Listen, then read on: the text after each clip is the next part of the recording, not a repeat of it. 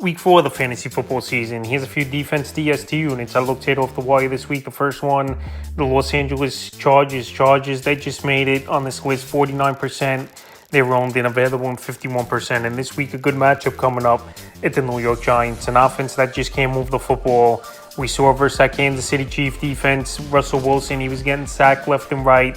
A lot of dump-offs. Cam Scatterbo had a big game. Malik Neighbors was shut down by McDuffie in that one. And the last couple weeks for this defense hasn't been great. Week 2 was a big game in Vegas. 9 points allowed, 3 sacks, 3 INTs. And then week 3 versus Denver, a grinded out ball game, winning 23-20, 20 points allowed, 2 sacks. But like I said, out there in 50% of fantasy leagues, New York Giants can't move the football unless they're versing the Dallas Cowboys, where Russell Wilson went for 450 and 3 touchdowns in that game. And this offensive line just isn't that good.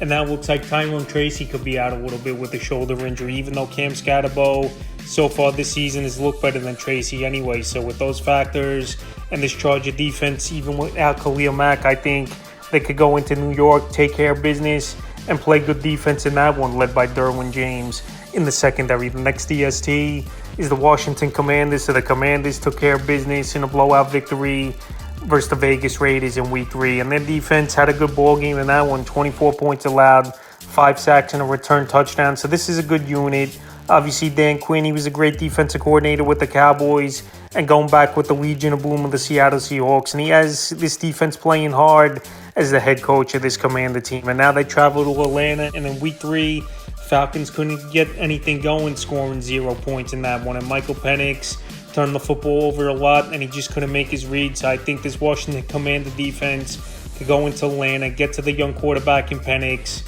who obviously he needs a lot of seasoning before he's a guy that could go out there every week and they could count on over in Atlanta. And he's not really getting the ball to his playmakers, especially Drake London hasn't done much. Bijan Robinson, I think they should get him the football a little bit more. But I think this Commander team, they could go out there once again, have a good performance here in week 4. Next DST is the New England Patriots, and they're available in tons of fantasy leagues right now. In 86% is New England. So this week, decent matchup versus the Carolina Panthers. I know the Panthers put up 30 on the Falcons, but this could be a grinded out game, and I think both these defenses could be decent in this one. So New England early in the season, week 1 versus the Raiders, 20 points, allowed 4 sacks and INT. Week 2 with Miami, 27 points allowed, 5 sacks and INT, a return touchdown. And week 3 versus the Steelers, not much to say in that one, 21 points allowed, an interception. But this week, Carolina gives up a lot of fantasy points to the DSTs. I know the Panther offense had a great game, and the defense did some damage to Michael Penix as well, where they put up the 30-0 victory. But I think New England, another home game for them. Carolina coming in, where we know young quarterbacks usually play better at home than they do on the road. And obviously this could be a problem for Bryce Young coming into Gillette Stadium versus a defensive-minded team and the New England Patriots with Mike Vrabel as the head coach. So this week is a streaming option. I like New England, and they're out there, like I said, in 86% of fantasy leagues. The next DST is the Chicago Bears, another streaming option. So Chicago, I thought they played decent versus the Dallas Cowboys in that one. They got to Dak Prescott a couple times, sacking him, 3 interceptions in that one, even though one of them wasn't his fault, off the hands of George Pickens in that game.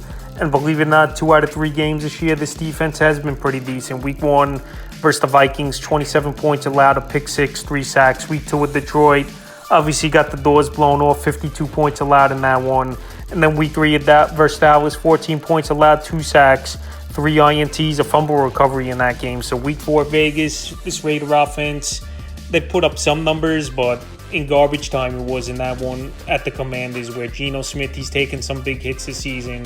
Raiders offensive line isn't that great. Ashton Ginty so far, he hasn't looked good as well, where he's not following his blockers a lot and he's just trying to run guys over. And I think the Chicago Bear defense, even though they're a better unit at home than they've been on the road over the last few seasons, could go to Vegas and be a decent streaming option. And they're available in 96% of fantasy leagues. And the final DST I have as an ad this week is the Carolina Panthers. I know the Panthers, it might have been 1 week wonder with a monster ball game, putting up a shutout versus the Falcon offense, 2 interceptions, a fumble recovery, and a touchdown in that ball game. And I know week 1 in Jacksonville, 26 points allowed an interception. In week 2 with Arizona, 21 points allowed, a sack and INT. And I know this New England team, they put up some points so far in the early going, but Drake May's still a young quarterback. Not a lot of consistent and options he could trust week in and week out. Stephon Diggs, he hasn't looked the same. He definitely lost a step coming off the ACL. Not 100%. Keyshawn Bote, still a young wide receiver, could go out there and make plays.